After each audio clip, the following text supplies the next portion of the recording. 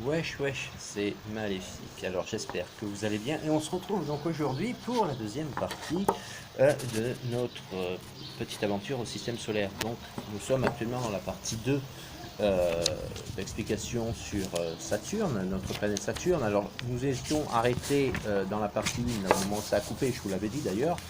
Euh, donc Saturne, la planète Saturne, c'est celle-ci, hein, où il y a avec les petits anneaux, c'est celle-ci. Voilà. Donc, au moment où la partie 1 a coupé, donc nous nous étions arrêtés sur le fait où j'étais en train de vous expliquer la force gravitationnelle de la planète Saturne qui était beaucoup plus forte que celle de Jupiter. Donc nous étions arrêtés, nous parlions des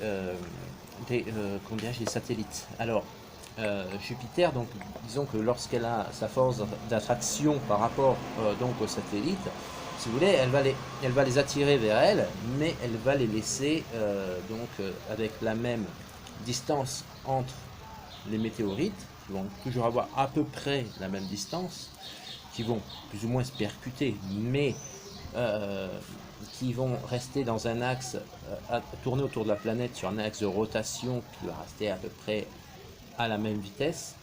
En revanche, Saturne, qui a une force d'attraction beaucoup plus forte que celle de Jupiter, va attirer d'énormes petits satellites, mais vont les faire tourner très vite. Et les plus petits d'entre eux, qui vont justement aller plus vite que les autres, vont se percuter les uns aux autres avec la glace, le feu, la roche, le sulfure d'acide, etc.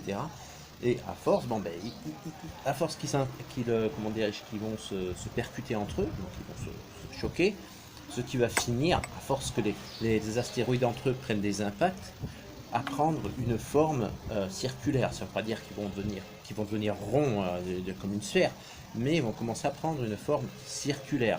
Ce qui fait donc qu'on appelle ça, comme disait sur ma fiche technique, que parfois il arrive que que les satellites ont des formes circulaires.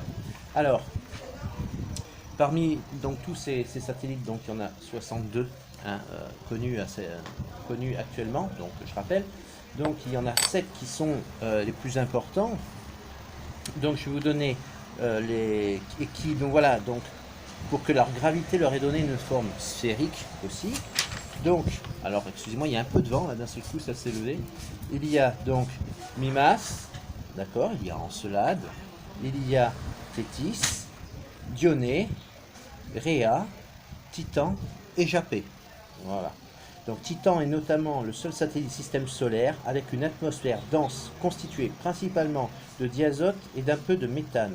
Il possède un cycle climatique complexe avec en surface du méthane et de l'éthane en phase liquide s'évaporant et retombant sous forme de pluie. La surface est composée principalement de glace. Sa température moyenne est de moins 179 degrés. On se gèle les cacahuètes. Avec un diamètre de 5150 km, c'est aussi le plus grand des satellites de Saturne, gravitant à une distance de 1,2 million de kilomètres sur une orbite parcourue en 15 jours et 22 heures. Donc, elle fait l'orbite, comment dirais-je, j'ai oublié son nom. Ah, c'est Titan. D'accord, c'est Titan. Voilà, le plus gros satellite de Saturne, qui tourne donc, pour expliquer plus simplement, qui est à une distance de 1,2 million de kilomètres de la planète Saturne, et qui tourne autour d'elle, donc il fait un orbite complet autour de la planète, en 15 jours et 22 heures. Voilà. Alors, la planète Saturne, elle est à combien elle est à exactement 430 millions de kilomètres du Soleil. Voilà, planète Saturne. Voilà. Donc, elle fait sa rotation sur elle-même, je l'avais déjà dit, en 10 h 39 minutes. Donc, elle tourne sur elle-même. Et elle tourne autour du Soleil en environ 29-46 années, donc environ 30 ans. Chez nous, 30 années terrestres. Soit donc 10 747 jours autour du Soleil. Voilà, quand elle fait la danse du Soleil. Donc, je vais vous donner aussi donc, les papiers qui vont permettre de lire. Alors, je vais vous montrer ça parce qu'il y a du vent. Là, c'est un peu bordel. Je vous avoue que le vent s'est levé et c'est un peu bordelichon. Voilà. Alors, je vais vous montrer ceci. Ce que j'étais en train de vous expliquer, en fait, le texte qui est ici. Hop. Donc, vous voyez sur la vidéo, enfin sur l'écran, il y a un peu de vent. Voilà, comme ça vous pouvez appuyer sur pause si vous souhaitez lire par vous-même. Je vais essayer de vous rapprocher un peu le texte pour que ce soit lisible. Voilà. Je vais tourner l'autre partie pour que ce soit lisible aussi pour vous. Voilà. N'hésitez pas à appuyer sur pause. Hein, voilà. Vous voyez, j'ai mes cheveux, elles s'envolent. J'ai même eu le temps de me maquiller. Et pourtant, je me suis maquillé. C'est pour ça, en fait. J'aurais pas dû me maquiller. J'aurais pas dû me raser. Il n'y aurait pas eu de vent, en fait. C'est pour ça. Hier, je me suis pas maquillé. Enfin, si, je me suis maquillé quand même. Mais je veux dire, je me suis pas rasé. Il n'y a pas eu de vent. Je n'ai pas été embêté. Là, aujourd'hui, je me suis rasé. Et tous les jours, à chaque fois que je me rase, il y a du vent. Ah ouais. Bon, enfin bon. C'est dommage. C'est comme ça. Bon, d'un coup, un petit verre de jus d'orange.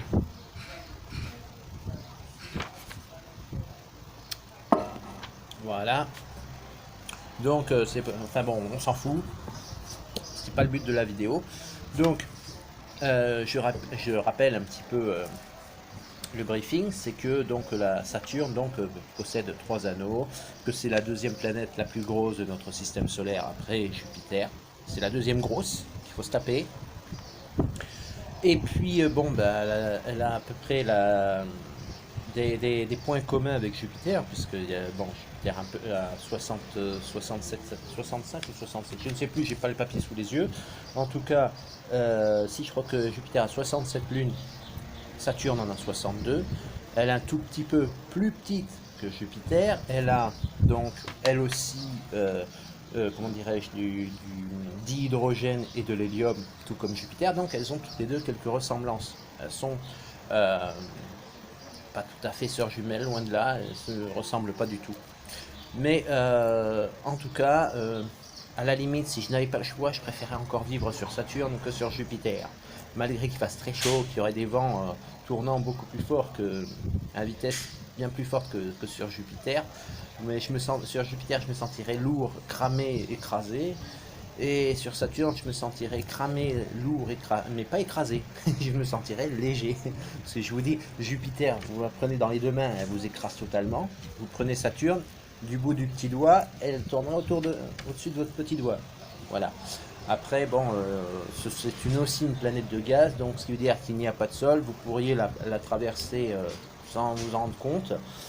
Et peut-être vous mettrez, au lieu de mettre 3 ans sur Jupiter, vous mettrez peut-être 2 ans et 2 ans et demi pour traverser Saturne. Enfin bon, je vous dis ça, je vous dis ça, c'est pour vous donner une idée. Hein. Je ne sais pas combien de temps il faut traverser Jupiter et Saturne. Je n'y suis jamais allé, ni sur Jupiter, ni sur Saturne. Bon, je ne peux pas vous dire combien de temps ça va mettre. Mais si un jour j'y vais, promis, je fais un reportage et je vous dis combien de temps je mets.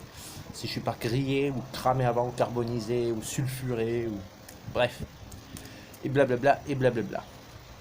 Bon, alors, autre chose, en même temps, j'en profite, puisque c'est la deuxième partie, je vais faire un petit peu comme la vidéo avec Jupiter. Donc, je rappelle que je prépare une autre vidéo FAQ. Donc, si vous avez des questions, n'hésitez pas à me les poser sur Messenger, sous cette vidéo, en commentaire. Donc, vous pouvez poser des questions, soit sur le système solaire, soit d'autres questions qui sont en dehors. Tout ce qui pourrait vous venir à l'esprit, dans la tête, à l'idée.